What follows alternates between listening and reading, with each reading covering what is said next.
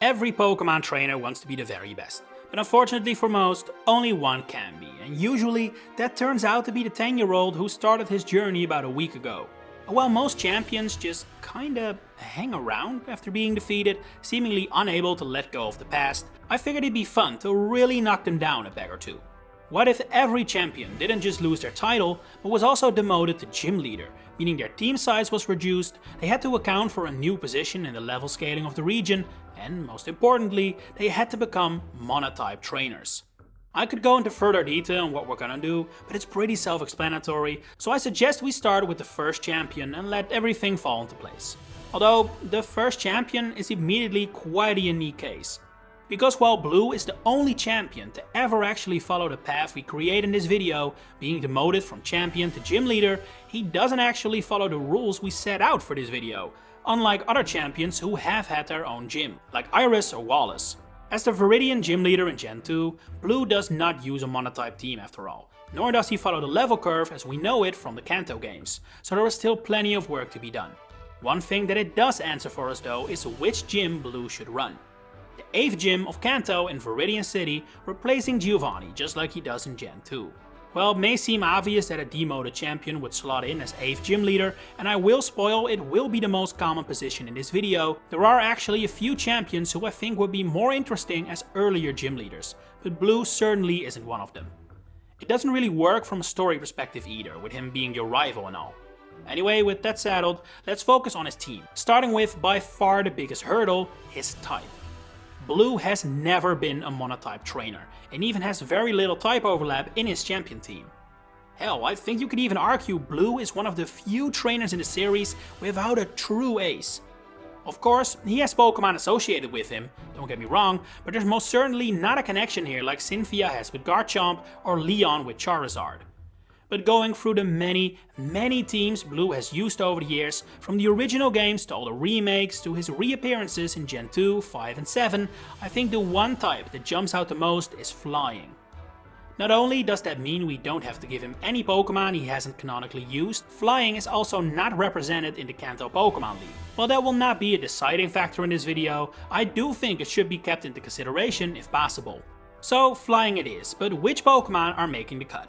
Well, despite Giovanni actually using 5 Pokemon as a gym leader, I think it would make more sense for Blue to use 4. And the reason for that is really as simple as the fact that the 4 I have in mind for Blue are stronger Pokemon than the unevolved Rhyhorn and Dugtrio Giovanni uses. So first up, I want Blue to lead with an Aerodactyl at level 42. This fossil Pokemon was a new addition to Blue's team for the Battle Tree and Sun and Moon, and I actually think it suits him very well. Not only is Aerodactyl largely unused until Lance picks it up in Gen 2, it also ties into Blue's ambition as a Pokemon researcher. Its ability will be Pressure, and when looking at its moves, I feel like Earthquake is a must. It's a move Aerodactyl can only learn via TM, and while it technically isn't available for it in Gen 1, it has been part of its moveset since Gen 2, so I think it should qualify. It would be the perfect answer for anyone trying to run through him with an electric type, and also serves as a little nod to the origins of this gym, seeing as all Giovanni's Pokemon had Earthquake as well. The other 3 slots I'm gonna give to Ancient Power and Wing Attack for further stab without being too powerful, as well as Scary Face to have a useful status move. The second member of Blue's team will be a level 44 Pidgeot, which is usually his first Pokemon, I know that, but seeing as Aerodactyl is a brand new addition to the team, I think it makes more sense for that to be in the lowered leveled spot. Pidgeot may be one of the Pokemon Blue is most associated with, but it's actually one we can cover quite quickly, simply because the Pidgeot from his champion team is pretty well suited to his new gym leader position as well. It's nothing too strong, it's nothing you shouldn't be able to handle at this point. So, just like it eventually has in the Indigo Plateau, Pidgeot will have Aerial Ace, Whirlwind, Feather Dance and Sand Attack, with the ability Keen Eye. The third slot on Blue's team will be going to a level 45 Gyarados, a member often used to accompany Venusaur or Charizard, wink wink. Just like Pidgeot, Gyarados' champion form is also a pretty good base to use, although we have to make some changes here. The ability Intimidate can stay, as can Earthquake to once again cover for Gyarados' double weakness to Electric, and Dragon Rage, which isn't exactly overpowered anymore at this stage in the game. I initially considered getting rid of Hydro Pump to avoid bloating its moveset with heavy hitters, but with the shoddy accuracy and Gyarados' lower special attack, I think it would be alright. Fresh does have to go though, if only because Gyarados hasn't learned it yet at level 45, and in that spot I want to once again play Scary Face to give him a status option. And finally, for his ace, we have Charizard at level 49. I have to say, I went back and forth on this a lot. Versions exist of this script with Pidgeot in this spot and Charizard as second, and even with Charizard cut and Fearow added to the team, but I eventually settled on using his ace as a champion if you pick Bulbasaur. After all, this is not exactly a Pokemon Blue canonically uses, and it hasn't really been seen at his side ever since this generation ended, with Red often portrayed with a Charizard and Blue more with Blastoise. However, not only does Blastoise crucially not fly, and I do fully admit it isn't perfect, I still think it's better than using Fearow or reducing his team to 3 Pokemon. The solution of making Pidgeot his ace and Charizard just a team member was the best alternative, but in the end, I'm of the opinion the final evolution of the regional bird as ace of the last gym leader feels a little underwhelming, and Charizard suits that spot much better. So yeah, there was a lot to consider there, but at least his setup was easy, as I think the kit from the champion battle will work for a final gym leader as well, except for the held Citrus Berry. So the ability remains Blaze, and the 4 moves are Fire Spin, Slash, Aerial Ace and Fire Blast. So with Blue now officially a gym leader again, it means Lance can slot in as the new champion. Only to also be demoted to gym leader, just in the Johto region instead. And while Lance is actually secretly a real flying type specialist in Gen 2, unlike Blue, there is really no choice here, Lance must be a dragon type gym leader, and as such will be very strongly modeled after Claire. Lance is from Blackthorn City himself as well, and at this point in the series, the dragon type can be anything but a late game opponent, so 8th gym leader it is for him as well. While coming up with his team was significantly easier than Blue's, one big challenge remains. At this point in time, only 2 dragon type lines existed, and since I don't associate Kingdraw with Lance at all, I don't think using that again would be wise. So instead, I opted for Lance only using 3 Pokemon. 2 Dragonair and a Dragonite, similar to his eventual champion team. While it may at first sight sound like a downgrade from Claire's team, who uses 3 Dragonair in the Kingdra, I think Dragonite is strong enough to offset the lack of a Dragonair. That's also the reason why I'm not adding a Gyarados like Heart Gold and Soul Silver did. Dragonite is significantly tougher than Kingdra after all. And if you're wondering why I'm getting rid of a Dragonair, not only is it a reference to his champion team, which has 3 Dragonite, I also wouldn't want to fight a gym leader who uses the same Pokemon thrice. But yeah, we can quickly cover the Dragonair first, because they are carbon copies of Claire's. Both are level 38, have the ability Shed Skin, and Thunder Wave, Slam and Dragon Pulse for moves. The only difference is that one has Aqua Tail and the other has Fire Blast. For the Dragonite, I really can go higher than level 40, which I do admit is a whopping 15 levels below Dragonair's evolution level, but it really is unavoidable. But hey, it's not like Lance is a stranger to illegal Dragonite, so I think he'll manage. Anyway, its ability will be Inner Focus, and unlike Claire's Kingdra, it will not be holding a Citrus Berry for balancing purposes. With its moveset, we need to find a good balance between powerful enough to be a real threat, but not too overwhelming, especially keeping the relatively low levels of your Pokemon at this point in the game in mind. So, inspired by the many Dragonite Lance has used over the years, I'm thinking Safeguard, Twister, Wing Attack and Outrage might be a good combination. They're all moves he has used on his stronger Dragonite, put together to create a moveset that ranges from frankly kinda bad to also giving him a powerful option that is not without its draws in Outrage, a move that was introduced in Gen 2 by the way. So yeah, while it is a shame this change does now mean Johto's final gym leader doesn't use a single Johto Pokemon at all, the fact of the matter is that previously its champion didn't either, so I guess there's not a lot that can be done to fix that. On to Hoenn, where we of course ignore Wallace, seeing as he already has a gym leader team, and solely focus on Steven Stone. I went back and forth a lot on where to place Steven in the gym leader rankings. Of course, you start with 8, but the more I thought about it, the more it felt like a cop-out. Sure, it would make sense for a champion to become the strongest gym leader, but Steven has 0 ties to Sootopolis City, which already has 2 gym leaders by the way, and as an obvious steel type specialist, his team would really just be his champion 6 with the non-steel types removed, leaving Skarmory, Aggron and Metagross for a powerful but boring trio. So instead, I wanted to place Steven somewhere further down the ladder. I don't think he would mind, provided that it means he lives somewhere that suits him. But finding that also proved difficult. Steven's home is located in Moss Deep City, but he's hardly ever there, and it would also mean he would have to replace Tate and Liza and their unique double battle mechanic. So while being the 7th gym leader would fit his strength level, it didn't feel ideal. We can also find Steven in Granite Cave and Meteor Falls in Ruby, Sapphire and Emerald, but the latter has no gym nearby and Granite Cave feels more like a temporary settlement for him rather than a permanent stay. And so I opted for something a little different. Perhaps even a little shocking. I decided to place Steven in Rossborough City, close to his father's Devon Corporation, meaning he is now the 1st gym leader. Controversial, perhaps, but I honestly think it suits him to be the first challenge for new trainers, and they don't even need to alter the rocky design of the gym. But of course, it does mean his team needs a massive overhaul, with a heavy reduction to power as well as in the number of Pokémon. A weird one to consider especially is Beldum, which feels like a must-have, but only learns Takedown and so is a bit of a wild card. But since I'm in my controversial bag here anyway, I figured why not continue with that trend and cut out Beldum in favor of a new ace, who's simply more fun to fight. But first, Steven will open with the obvious Aeron at level 12. Its ability will be sturdy, with the moves Tackle, Harden, Metal Claw and Rock Tomb. This actually makes it pretty similar to Roxanne's Geodude, save for his level, which is a little lower because his new ace is definitely a tad stronger in and of itself than Nosepass. I'm talking about a level 14 Mawile, which would especially in Oras with its new fairy typing be quite a challenge. That's something unbearable of course, because we're keeping its difficult to hit typing and ability Hypercutter in account with his moveset. Astonish, Growl, Bite and Fake Tears should be more than enough to make for a challenging first mini-boss, I would say, keeping all Mawile strengths in mind. Next up, the notorious Cynthia. Considering she's most strongly associated with Celestic Town, a place without a gym, we can't really use that to place her somewhere, but I think that purely looking at her power level, combined with the fact Faulkner is just begging to be removed from his position, she has to be the new 8th gym leader of the Sinnoh region. Can't imagine there'll be many objections to that.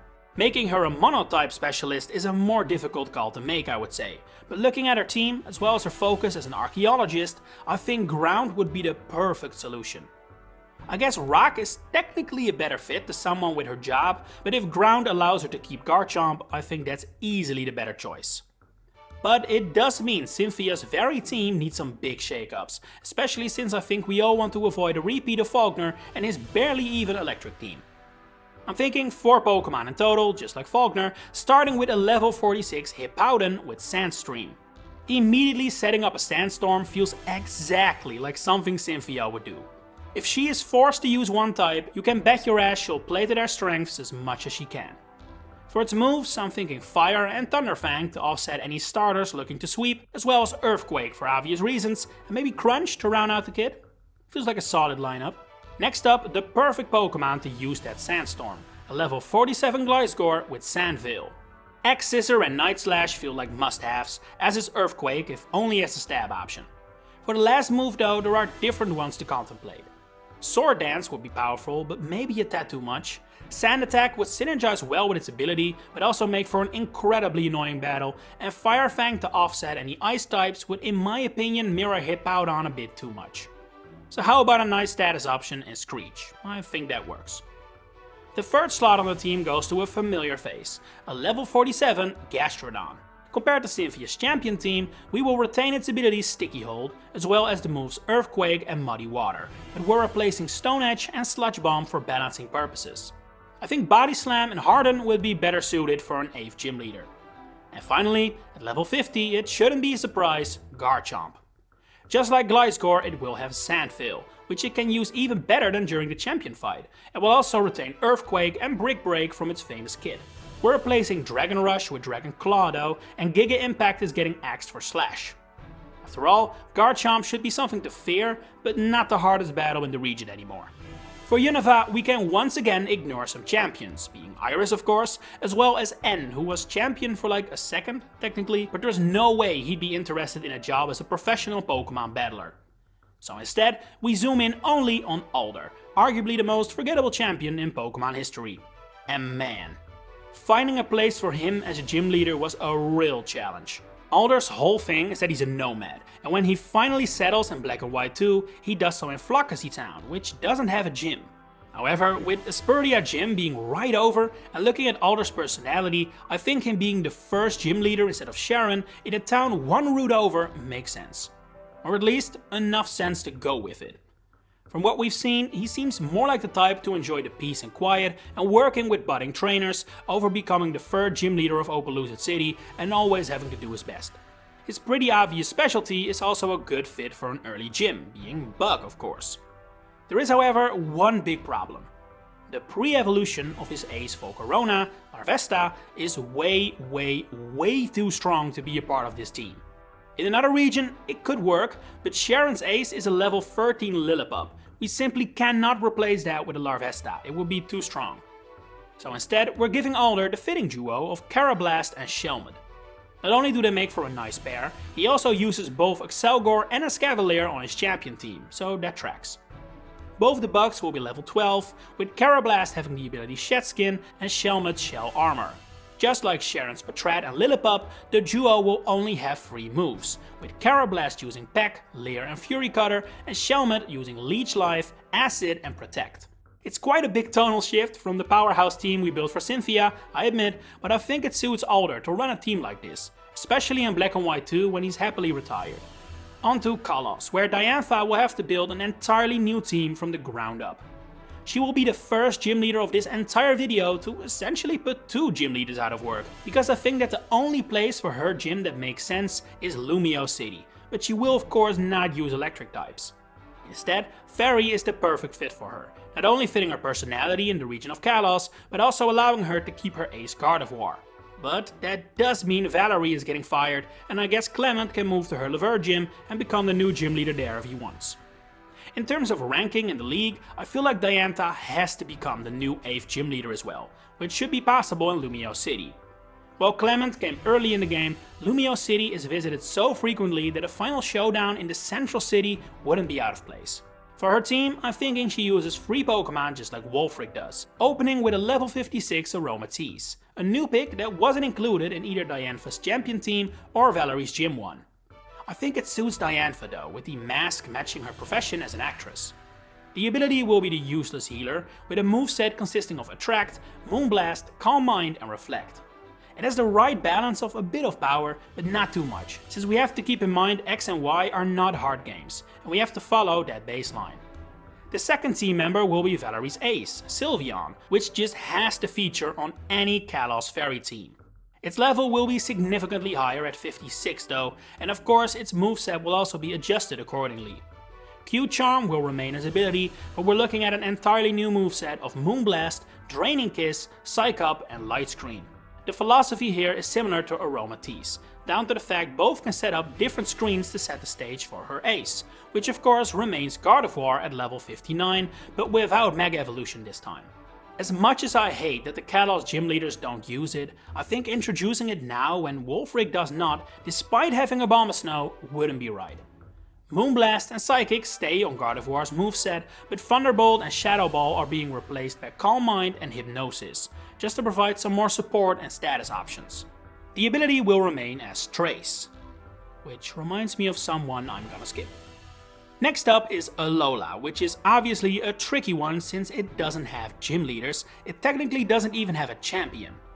But since I don't want to skip the region outright, I'm gonna knock Professor Kukui down a few places on the league ranking and have Hao take his spot, like he does in the Ultra games, with Kukui finding a new role that honestly suits him really well, Kahuna of Mele Mele Island. He may not have the elderly wisdom or meme potential Hala has, but as one of the island's most prominent residents, I think it's a role that suits him very well. It does mean his team will need a severe downgrade though, and will have to become monotype, which is where the real challenge lies since Kukui genuinely doesn't feel associated with any type whatsoever. He is associated with Rockruff, sure, but the rock type, even his lab doesn't have any other rock types in it. But with how limited our options here are, I think building the team around Rockruff is probably the best move to make. Sure, Olivia may already represent it, but hey, if they can both use Lycanroc, surely they can figure this out as well. Anyway, Rockruff will be his ace at level 17, which is 2 levels higher than Hala's Crab Brawler, and the reason for this is because while Hala uses 3 Pokémon, Kukui will only use 2. We're further breaking from the standard Hala set by giving his Pokémon 4 moves instead of 3 and using a Pokémon that isn't native to Melemele Island. That would be a level 14 Alolan Geodude, which is not found until much later in the game, but because it is an Alolan form and Kukui is obviously a Pokémon professor, I don't think this should disqualify it. It will have the ability Sturdy and a moveset consisting of Tackle, Defense Curl, Rock Throw and Rock Polish. Not the greatest moveset it could have, without electric moves even, but seeing as Hala is hardly a big challenge either, I think it's fitting. As mentioned earlier, Rockruff will come next at level 17, with 4 moves being Rock Throw, Bite, Protect and Sand Attack. Those first 3 are based on the moves it has when used by the Masked Royal, while the last spot was between Sand Attack and Double Team, but I settled on the first so players can switch out as opposed to being forced to try again and again to hit a Pokemon with potentially very high evasion. And that about wraps Kukui up, who I would personally say is the one that suits his new role best, from a character perspective at least. And yes, this is a segue into Leon, because if we're being real, him being a gym leader makes absolutely no sense. An undefeated, seemingly unbeatable gym leader is a terrible idea really, but hey, tough luck for Leon, it's happening anyway. That said, I think that as a result of that status, we can't do anything else but make him the 8th gym leader, located in either Hammerlock, taking over Raihan Stadium, or Winden, as that is of course the city most associated with him.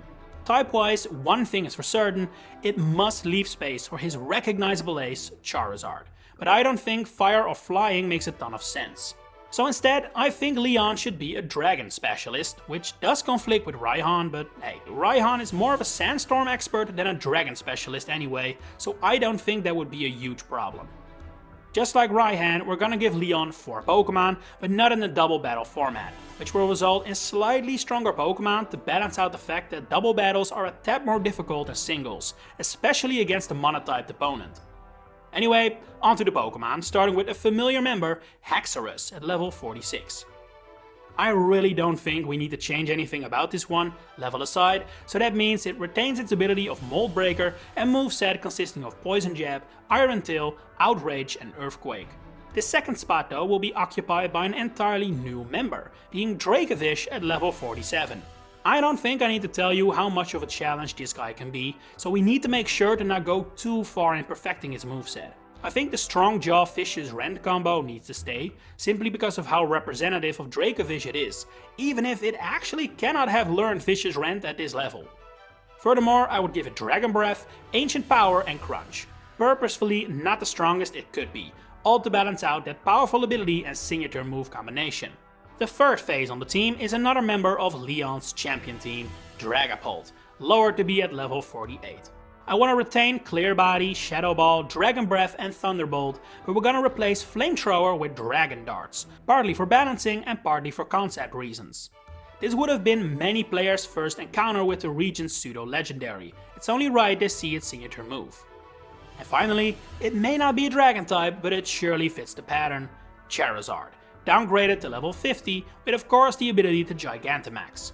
From Leon's champion team, we are retaining Blaze, Fire Blast, Air Slash and Ancient Power, but I want to replace Solar Beam with Dragon Breath, in order to align better with the theme of the gym. It does mean Charizard can no longer hit back at water types, which is exactly why Dragapult retained Thunderbolt and not Flamethrower. Not the perfect solution, obviously, but I think it works well enough for an 8th gym leader.